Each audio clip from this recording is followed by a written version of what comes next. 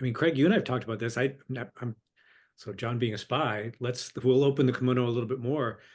I'm not sure we've shared this in quite so plain a term, but John, you're one of the folks that if Craig and I were talking back in the day before, way before DaVinci, we talk about John like he's one of the ones who gets it. Like he understands there's a no-do gap. He Right. understands that it's not lack of knowledge or lack of great examples. It's the translation and putting it into action. And so, John, you're in that rare category of folks we worked with who were managing teams, large teams, leading leaders, and you actually heard what we said, coached, believed, and the change we were trying to make happen. And Craig, that I assume that's part of why we're here, right? Yeah, and I think one of the things, again, John alluded to it, and you asked about it before we got started. Why does the world need another approach? Um, I think as I was sitting here and listening to John talk, uh, he said we're not teaching anything that you haven't already heard or isn't already out there, with this exception. One is that we're mindful that there is not only a science to leadership, but there's also the art that is so critical. And we're not afraid to say that. And we're not afraid to say to leaders, this is a failure of leadership, right? Because we've both been leaders and we know what that looks like, and we've experienced it as someone on the receiving end of it. And I'll be honest, I've experienced it as somebody who's done it, that has actually failed as a leader, right? And I have that experience. What did I learn from that? And I think for John and I, it isn't so much, as Daniel Pink says, about the profit motive, which is un or disconnected from the actual outcome of leadership. We don't care about that nearly as much as how effective are you?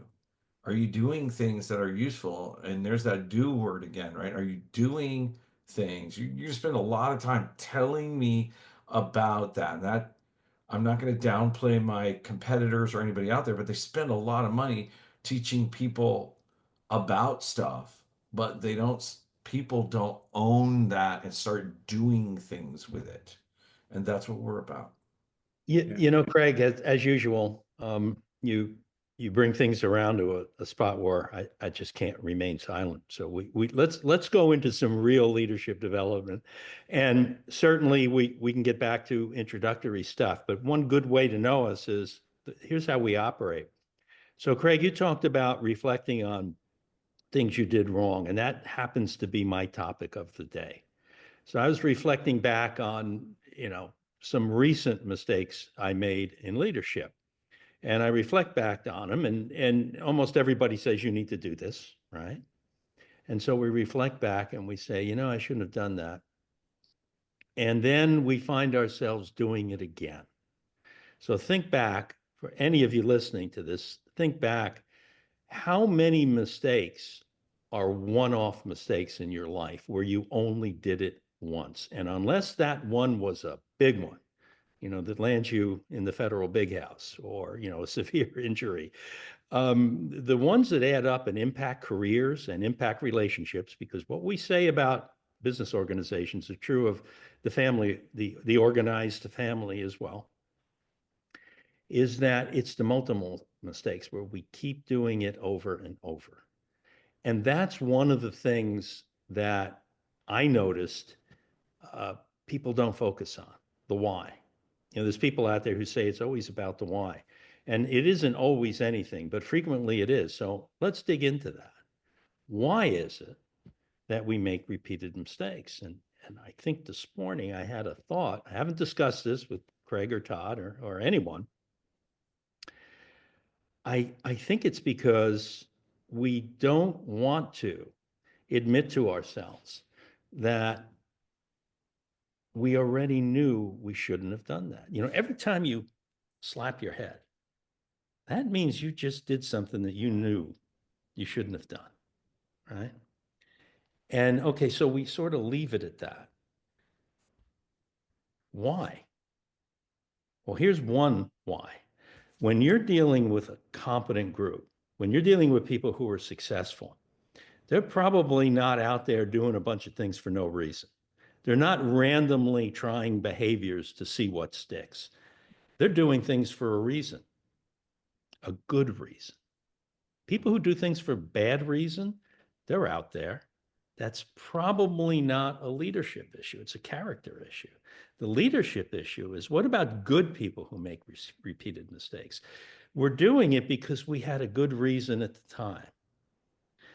But we forget about that reason when that behavior creates a problem that we didn't anticipate. You say, wow, okay.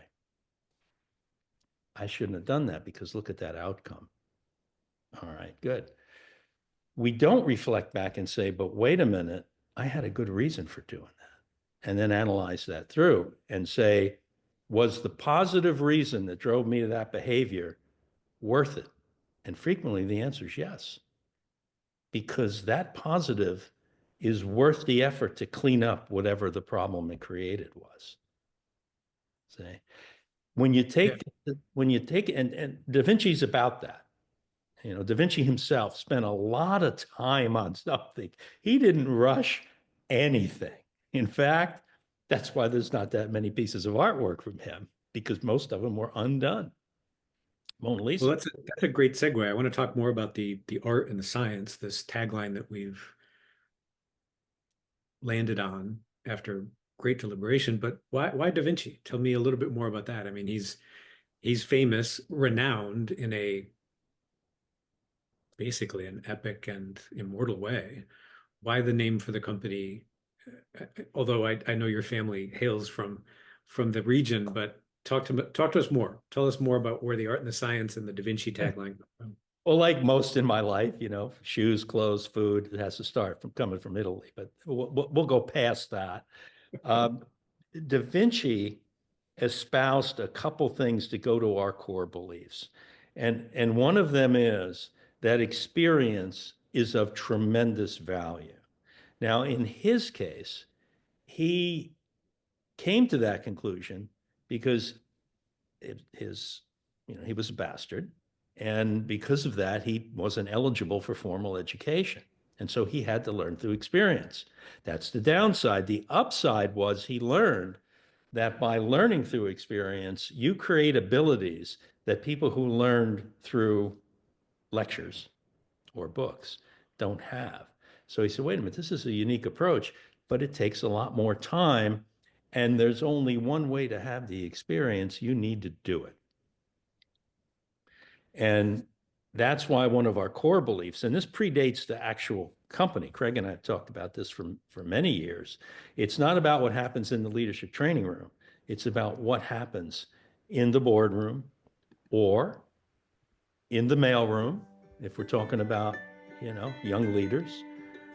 That's where it matters. And you have to let people know that. You have to be honest.